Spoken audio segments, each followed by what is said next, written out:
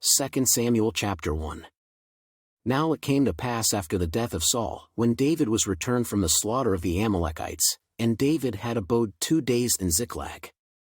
It came even to pass on the 3rd day, that, behold, a man came out of the camp from Saul with his clothes rent, and earth upon his head. And so it was, when he came to David, that he fell to the earth, and did obeisance.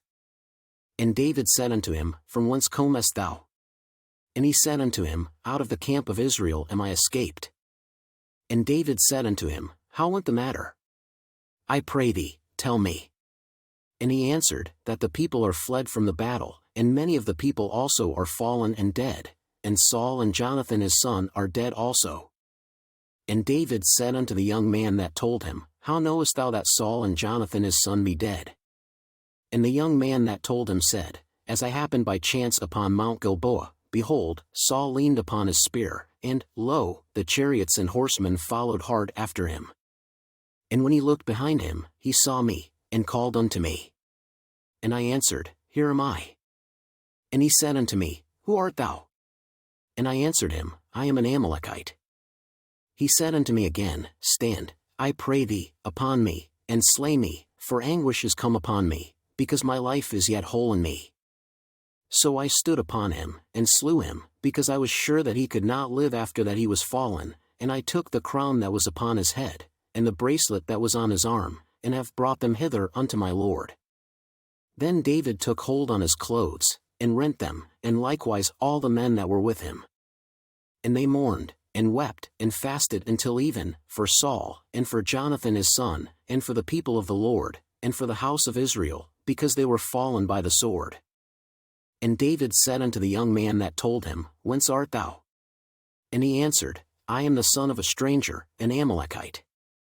And David said unto him, How wast thou not afraid to stretch forth thine hand to destroy the Lord's anointed?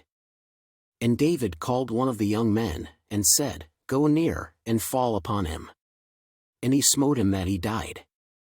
And David said unto him, Thy blood be upon thy head, for thy mouth hath testified against thee, saying, I have slain the Lord's anointed. And David lamented with this lamentation over Saul and over Jonathan his son. Also he bade them teach the children of Judah the use of the bow. Behold, it is written in the book of Jasher. The beauty of Israel is slain upon thy high places, how are the mighty fallen? Tell it not in Gath, publish it not in the streets of Askelon, lest the daughters of the Philistines rejoice, lest the daughters of the uncircumcised triumph.